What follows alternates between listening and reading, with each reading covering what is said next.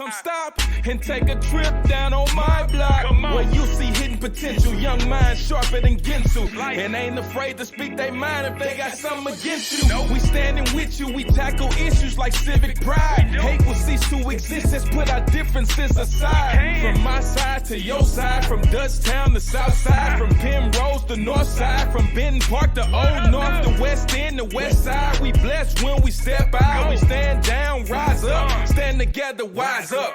This is StitchCast Studio, produced by St. Louis Story Stitchers in St. Louis, Missouri.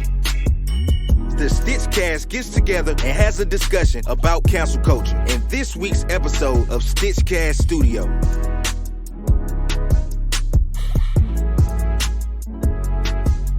They say who that, but you already knew that. That be them story stitches, story stitches, story stitches, story stitches, story stitches. Hello, everybody. Thank you for coming back once again. This is StitchCast Studio, and I am your host, Brandon Lewis.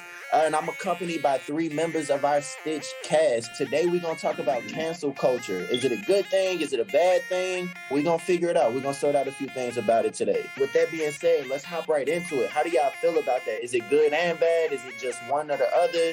What's the pros and cons? What y'all think? I think it's a good thing and a bad thing. Word, how? So I think it's a good thing to see, like, some people know that there's consequences now. Like, hey, we're not going to support you and you keep doing or saying what you want to say. But it's also a bad thing because everybody that's connected to this person, you kind of ain't getting no benefits either, because now we ain't messing with you either. Right, I feel that. I feel like it's good and bad just about how you use it. Just, going around canceling artists, come on. You got to have a good reason behind it. Mm-hmm. And good ways are like, if something really does need to be done, like, this can't happen no more. Like, the world don't need to see this no more type deal. I feel that. Most of that. I also think that it's good and bad. I think it's good because, like, in some instances, like, certain people have, like, a lot of power, and if they do something, like, illegally wrong, like, sometimes the justice system, like, it'll work in their favor. But, people can take things into their own hands and kind of be like, okay, even though you may not be suffering the consequences on a legal level, we're going to stop supporting you. We're going to stop, buying your music or watching things that you're involved in, so that you're not making as much money as you were, so that you can know that you need to be held accountable for what you've done wrong. And as far as it being bad, I just feel like people can just start, like, excluding people that don't, like, agree with their views. And it also can, like, people can start to stop thinking about, like, reasoning and facts and just rely on, what's popular, what everyone else is thinking about things and stuff like that. And I also think that it kind of starts with, like, bullying and everything. Like, people can start bullying someone, not allowing them to grow from what they've done wrong in the past. And, it just doesn't really offer forgiveness and growth for people to do better. It's just like, you did this wrong and now you're forever going to pay for that. I just think people shouldn't just cancel for anything. I just feel like it should depend on, like, what's going on. So yeah, I definitely agree with that.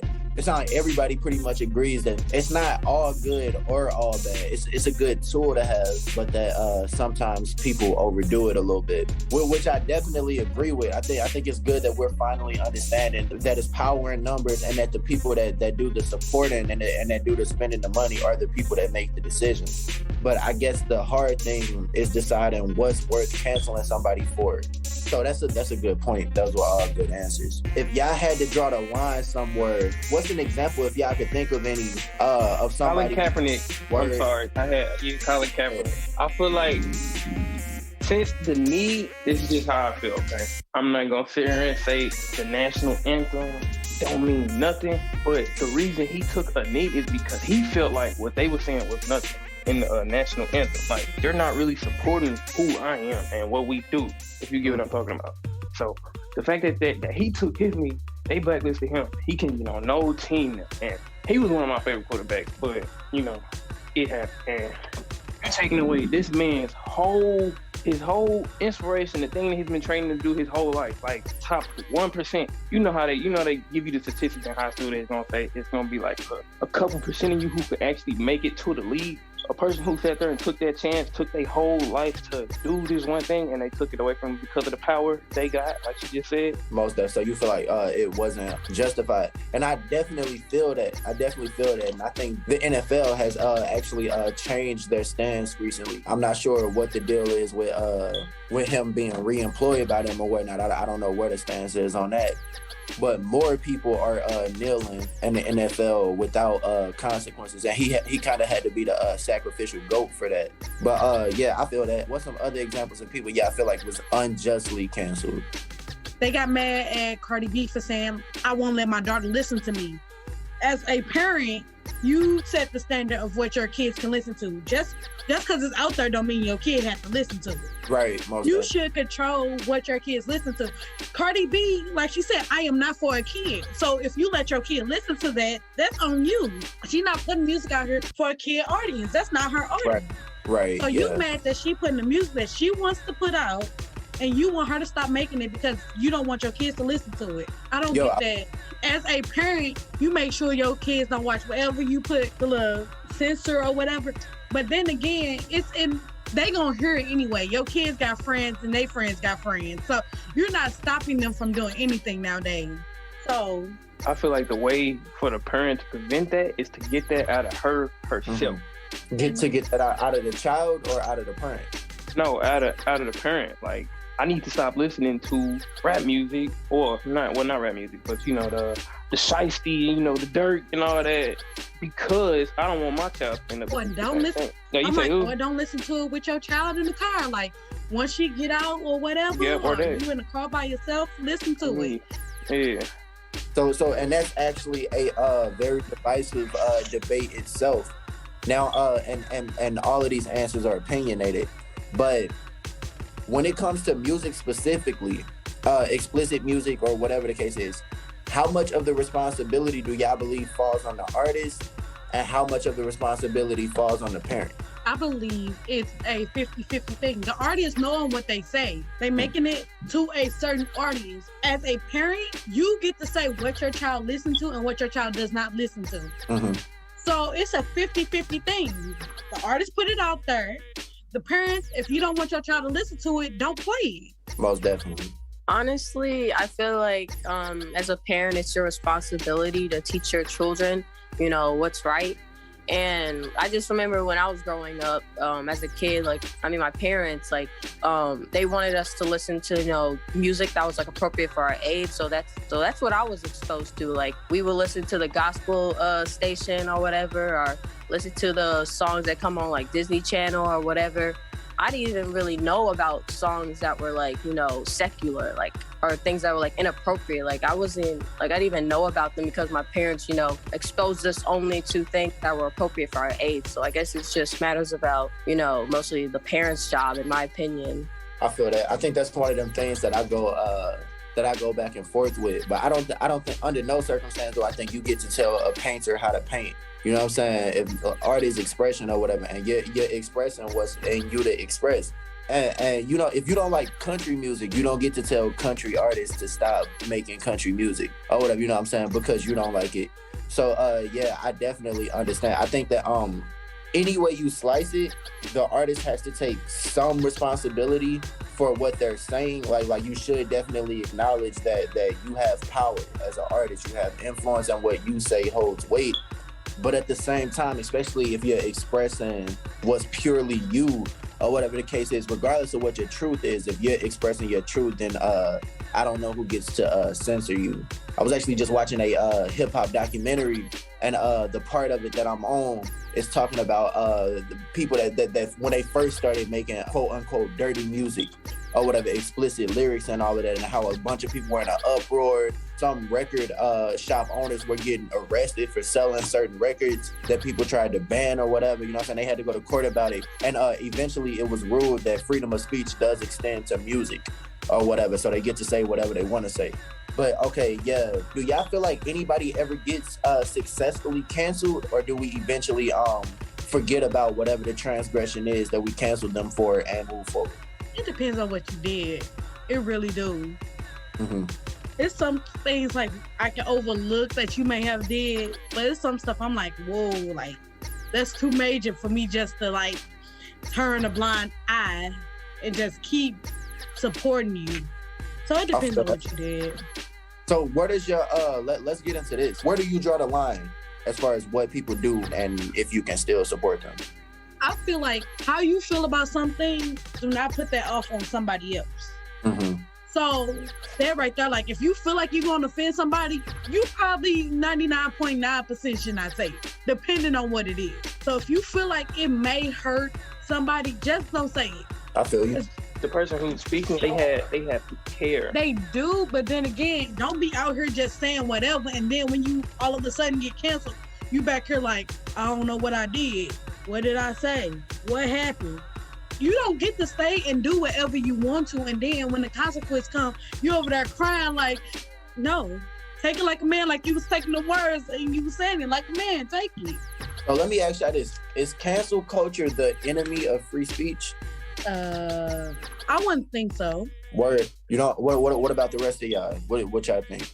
I don't think that it's exactly the enemy of free speech.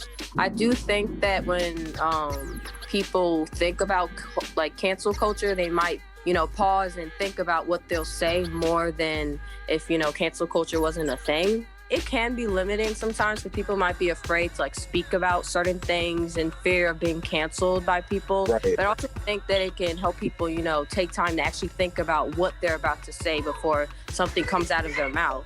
Most definitely, yeah. I definitely agree. I think it is limiting.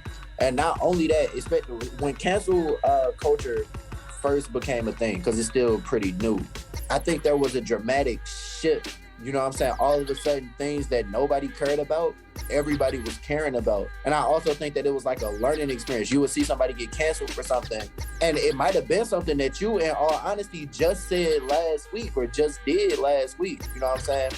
It used to be okay, and then all of a sudden, it's not okay no more. And in reality, in some standpoints and some visions, it was never okay, but I think people start to care more about the fact that whatever's being said, whatever slur is being shared or whatever hurts people or whatever. You know what I'm saying? Like for example, the Redskins, the football team. I don't know if they changed the name yet, but I think there's been countless petitions to get the name changed because Redskins. They changed it. What they changed it to? I think they just called the Washington. The Washington team. Yeah, I don't think they got no fancy name. Got you. Well, then there you go. I know they had been arguing about it for a while because Indians and Native Americans found it offensive, and the football teams would just be like, "Well, we didn't mean it in an offensive way, so it's okay," or whatever. You know what I'm saying? So they had to fight for that to get their name changed or whatever. But what I'm saying is that we've become a lot more tolerant. You know what I'm saying? And it's almost like we don't tolerate intolerance, if that makes sense, or whatever. You know what I'm saying? If you're not being respectful or whatever the case, or at least what we consider respectful, then they gonna deal with you. I remember, and we watched a video of it in the workshop.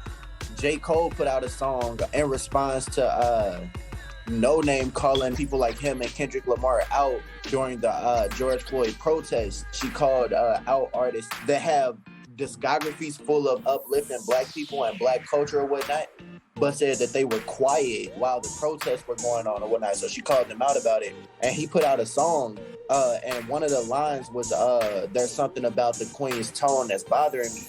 And a lot of people went bananas about that line or whatever. They felt like it was mad disrespectful or whatever. So I don't know, are y'all familiar with that situation? I don't think he was wrong to me, because you came from me. But just because I don't put my business out that I'm doing something doesn't mean I'm not doing anything. It just means I'm not putting it in the media, and I don't have to put my life in the media just because I'm J. Cole. If I decide to protest another way or give money or whatever I choose to do in that situation, that has nothing to do with you. Right, most definitely. If I want to do something and you want me to do another, if I choose what to do what's best for me, what that have to do with you? Right. So I don't think that he's wrong, but I also think that she's wrong for calling him out. If you don't know what he's doing, just keep your mouth closed about it. I feel that. No Name has kind of become notorious for attacking other Black leaders. But in either case, yeah, that's an interesting thing. But No Name is pretty young too. So, you know what I'm saying? I think she's like 20, 21, maybe. So she still has to learn herself. So if you're gonna call him out on not doing stuff, why don't we call everybody out for them not doing what we feel like they should do in a crisis? I don't feel like the government doing enough in this crisis. But then, who am I to take on the government? I feel you.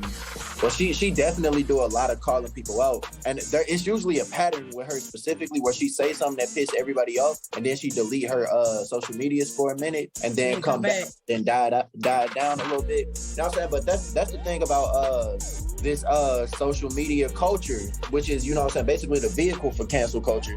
But that's the thing about social media and all of that. People become famous while they're young, while they still got a lot of growing and maturing to do, or whatever the case is. You know what I'm saying? And we don't really allow them grace to grow. Very seldom do we take into consideration, okay, this person is young, this person, you know what I'm saying, they got some learning to do, blah, blah, blah, whatever the case is. When you're a celebrity, you being judged all the time. I think that's the thing about everybody being able to have an opinion and all of that. I'm not saying everybody shouldn't have an opinion, but one of the consequences of everybody having an opinion is that people get to talk whether they know what they're talking about or not. You know what I'm saying? Hey, what's up, everybody? You know what time it is. It's time for another StitchCast Studio Arts Interlude. That's right, it's time to pick the city up. This week, we have a Story Stitchers original song entitled Anti. Anti, I ain't bother you, where did I go wrong? Anti, I ain't on that, please leave me alone. Anti, bully me, then regret it when I'm gone. Anti, I ain't bother you, where did I go wrong? Anti, I ain't on that, please leave me alone. Anti, bully me, then regret it when I'm gone. Anti, 16 with a dream, not on involved, Glocks with the beam. I don't wanna hit the blunt, I don't wanna sit the lean. Got my head on straight with a high self-esteem, cause I'm headed for the top. Ain't got no time for no roadblocks. Ain't hitting the block in the spot. Ayy, ducking the cops, ducking the shots. Facts, you need to pick up the slack. You could be the leader of the pack. Ain't no sense in following the blind. I guarantee they won't have your back. You ain't gotta do what they do, shoot what they shoot. Decisions all up to you. Ain't no breeze, cause if you ask me, I tell them 1, 2, 3. Ayy, anti, I ain't bother you, where did I go wrong? Anti, I ain't on that, please leave me alone. Anti, bully me, then regret it when I'm gone. Anti, I ain't bother you, where did I go wrong? Anti, I ain't on that, please leave me alone. Anti, bully me, then regret it when I'm gone. These bullies wanna take my chain, get in my lane, bash my name. I ain't even do nothing, just tryna go to school and get my ace. They wanna see me fail cause they ain't living well, so they picking on me. Feeling like a cell, I don't even wanna tell cause it probably get worse and I really get hurt. Tryna put them in the dirt, don't lose your style, lose your smell, don't lose your crown just to prove something. But don't do nothing, you need to say something while your veins pumping and your veins thumping like bully, stay in your lane. Hey, bully, stay in your lane. Okay, excuse me, teacher, can you handle my lightweight? Anti, I ain't bother you, where did I go wrong? Anti, I ain't on that, please leave me alone. Anti, bully me, then regret it when I'm gone. Anti, I ain't bother you, where did I go wrong? Anti, I ain't on that, please leave me alone. Anti, bully me, then regret it when I'm gone. Why you wanna bother me, harass and follow me? Oh, why you gotta frown on me, turn around, talk down on me? Hey, why you wanna bother me, harass and follow me? Oh, why you gotta frown on me, turn around, talk down on me? Hey. Sick and tired of being tired for doing me, I'm penalized. Ever since I've been alive, they had something to say. Things they would say used to take me on my way, but ever since I found my way, see they getting in the way like whoa. They gon' hit you when you ain't low, try to pull you to the dark, I know. I'm a light, I glow. Try to keep it bright, pyro, set it off like a bomb, I blow. To the stars I go, stepping over what's under me, knocking down what's in front of me. All your haters outnumber me, so you couldn't be one of me. Stumble, mumble, and fumble, and think you wouldn't get enough from me. Reason you wouldn't run me, hard to beat and keep up with me. Better smile when I'm struggling, when I'm down and be loving me. So go get it in life, but when I get it, they judge me. Think they jealousy touching me, why they always discussing me? Misery loves company, I can see why they come for me. As a matter of fact, I'm fully loaded like a car when it's packed. I'm fully focused, about to launch an attack, coverage of fur form. And the weaker one was holding me back, now ain't no fur form holding me back. I had fur form, now I'm fur form. They ever needed to bully me, I was fur form. Now I'm in rare form, now they lost power, I had false power like a cow when he burned on. I conquer bullies at his fur, that's a trifecta. Word sharp, I make dissect you. Put in work like it's Tribeca. I know they planning on watching me, if they planning on stopping me, tell them try better. I used to crumble at the words they would speak. Mama promised me I'm greater promises I keep. Cause I know it's one thing that my bullies can't beat. Haters can't touch and my struggle can't beat, and that's me. But I'm curious as to what y'all definitions of being canceled is. Well, for me, I honestly think that canceling is just like kind of like almost another form of boycotting, but of a person. So it's kind of like you remove support from that person. Like they become like isolated almost, and no one's like, messing with them basically. Most def, I feel that. Getting canceled is like, it really never happened unless they actually stop you from getting money. Like with the venues thing, like we was talking about with Quando Rondo earlier, but Quando didn't necessarily get canceled by the social media. He just got canceled by another rapper because this rapper had the power to cancel him. Nike, what's your definition of canceling? Basically, it's like an older version of a timeout, for real. Like, okay, we got to sit you over here for a minute, let you think about what you did. And most of the time they come up with this whack apology, and then we listening to them and everything again. So basically an older version of a timeout. I feel you. Yes. I think, and this is another thing that I think is like divisive, just down to like what canceling even is, or just my definition from what I see.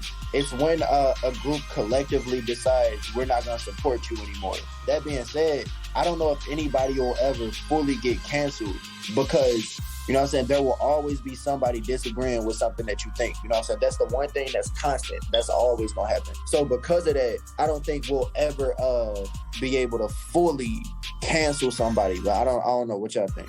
I agree with you that no one can probably be fully like successfully canceled because there's always going to be someone that thinks the same way as the person who did the wrong in the first place. Like not everyone thinks the same, and our society is always evolving. Like some things that may be right now can become wrong later, or some things that are wrong now can become right. And I just don't feel like things will just stick permanently because there'll always be some sort of, differences. So let me ask y'all this. Is it okay to cancel somebody for doing something that's considered wrong now, but was considered okay when they did it? Now, I want y'all to think about this because remember, slavery was considered okay at one point. I say no. I feel like we are all programmed to know what is right and wrong. Even when there are things behind it that can prove that this is right and this is wrong. Like, we just built to know. So are you saying that, like, when somebody does something that you feel is wrong, they know it's wrong too and choosing to do it anyway? Yeah. It might be something like that might have happened in their life to where they reach a breaking point to where they just completely ignore it. So do you think that what we believe to be right or wrong from the beginning is more correct than what we end up believing is right and wrong towards the end of life? I think that your parents set rules of what's right and wrong for you. The government does the same. So that's what you're raised to know, what is right and wrong. Now, as you get older, for yourself, you're like, okay, now this is wrong. I get to experience the world for myself, so I know what is right and wrong. And I'm not just taking somebody's word for it. I'm experiencing because I'm basically not grown, but I experience life for myself. I go have conversations with people. I'm experiencing life. So being around different people change your mind frame a little bit on what's right and what's wrong. I feel that. I feel like it comes all down to what you believe in. So right is never really defined with humans correctly. Same thing for wrong, because some people will do a wrong thing because it's good for right now. So we always will just still kind of make right wrong. It depends on the person, man. And like you said, what that person believes. What's right for you may be wrong to me. So it depends on the person. Yeah. So just because you think it's right doesn't mean I think it's just right. But it might be just right for you. So me thinking it's wrong does not have anything to do with you. Mm-hmm. But we know literally what right and wrong is, because you're not going to tell me you don't know what right and wrong is. It's consequences for right and wrong things. So are y'all saying that right and wrong is like ever changing? It's like energy? Are y'all saying right and wrong is subjective? Yeah.